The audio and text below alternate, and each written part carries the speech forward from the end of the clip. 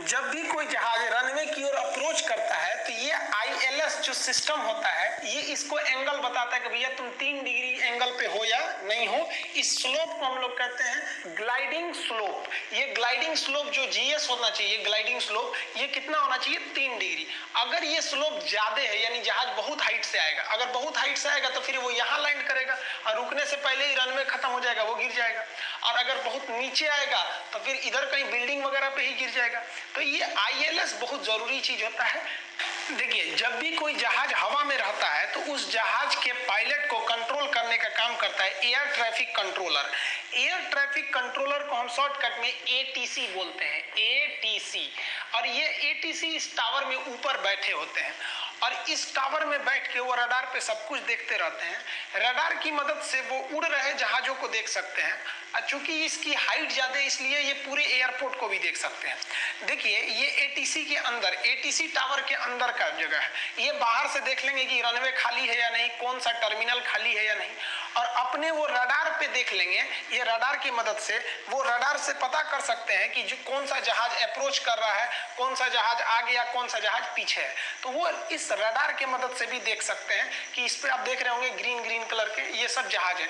ATC को पता रहता है कि कौन से जहाज की हाइट कितनी है, स्पीड कितना है, किस देश का जहाज है। वो रडार की मदद से हर एक चीज देख लेता है। जब तक ATC लैंड करने का आदेश नहीं देगा कोई जहाज नहीं उतर सकता है।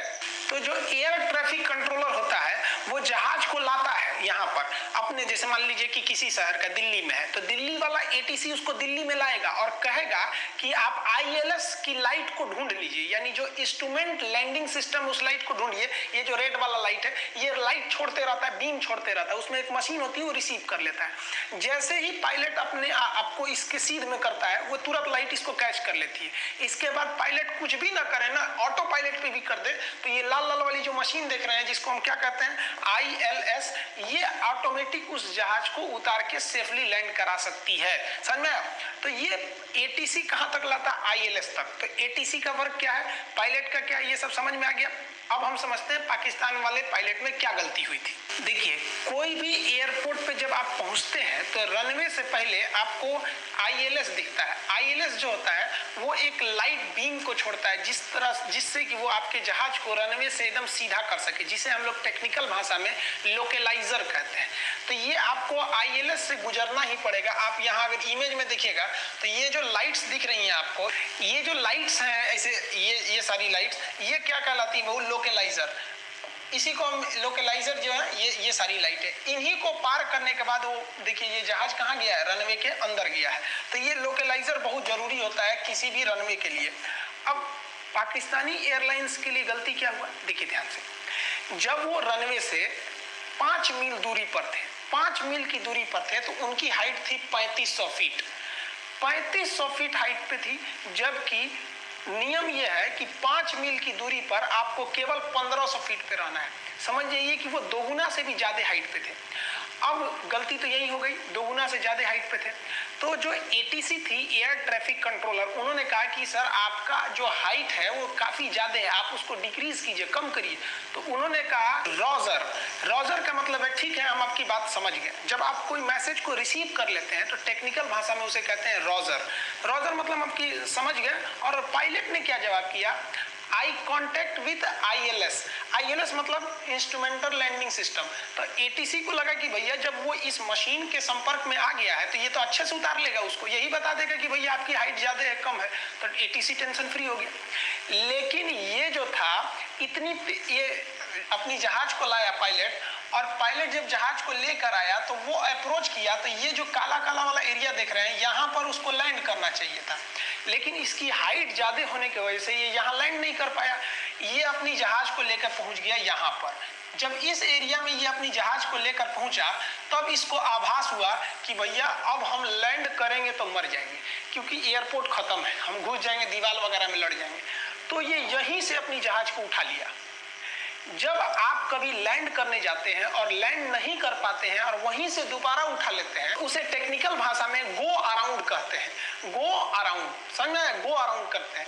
तो ये पायलट जो था शुरुआत में तो कह दिया एटीसी की कि हम लैंड करा लेंगे, आधा रनवे जब खत्म हो गया तब इसने डिसीजन लिया गो अराउंड का, और यही गो अराउंड में इसने गलती किया। क्या गलती किया समझिए, जब कभी भी आधा रनवे पार हो जाने के बाद हम गो अराउंड करते हैं तो ये संभावना भी होती है कि शायद इंजन उतना थ्रस्ट न दे पाए और रनवे पर ही जहाज गिर जाए। इसीलिए यह हिदायत दिया जाता है कि जब कभी आप रनवे से गो अराउंड करते हैं तो आपका जो चक्का होता है, जिसे हम लैंडिंग गियर कहते हैं, जो पीछे वाला होता है इसे हम मेन लैंडिंग गियर कहते हैं और ये आगे वाले को कहते हैं नोज लैंडिंग गियर। तो नियम यही है कि जब आप रनवे से दोबारा उड़ के भागना चाह रहे हैं, क्योंकि आपने आधा रनवे क्रॉस कर दिया तो उसे गो अराउंड कहते हैं, तो गो अराउंड के समय आपका यह लैंडिंग गियर जमीन पर रहना चाहिए। क्यों? क्योंकि बाय द वे अगर आप गो अराउंड नहीं कर पाए तो आप चक्के पे गिरिएगा। पहला हिदायत। दूसरा हिदायत, ये जो फ्लैप्स होते हैं, ये फ्लैप्स अगर आप उठा देते हैं, आप देखिएगा जहाज में बैठे होंगे तो जब जहाज उतरने वाली होती है तो ये फ्लैप्स उठा दिया जाता है। इस फ्लैप्स को उठा देने से स्पीड कम हो जाती है, लेकिन हिदायत दिया जाता है कि इस फ्लैप्स को जब आप गो अराउंड कर रहे हैं तो इसको नीचे रखिए ताकि स्पीड बढ़ सके, आप तुरंत भाग सके। पाकिस्तान के पायलट ने यहीं पर गलती किया।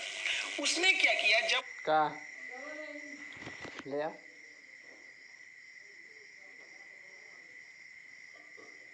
वो गो अराउंड किया, वापस भागने के लिए सोचा, तब उसने अपना ये लैंडिंग गियर ऊपर की ओर उठा लिया।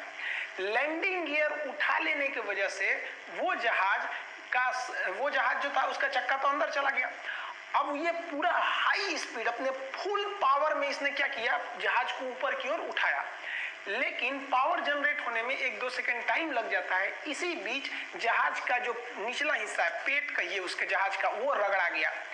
अब आप समझिए, जब जहाज का निचला हिस्सा रगड़ा जाता है तो उसे कहते हैं बेली लैंडिंग। तो बेली लैंडिंग से सबसे ज्यादा खतरा इंजन को पड़ता है। बेली लैंडिंग होने से आपका लैंडिंग गियर तो अंदर चला गया, अब चक्का बाहर ही नहीं है।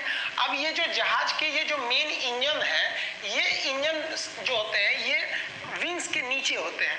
अब ये जैसे जहाज नीचे आएगा तो ये इस पे स्क्रैच आ जाएगा, ये इसी पे चोट लगेगा, और यही हुआ पाकिस्तानी एयरलाइंस के साथ। उसके दोनों इंजनों पर क्या हो गया, स्क्रैच आ गया। अब इसमें तो हमने ये जो इमेज दिख रहे हैं इसमें तो 4 इंजन है, 2 और 2 उस साइड, लेकिन उसमें 2 ही इंजन था।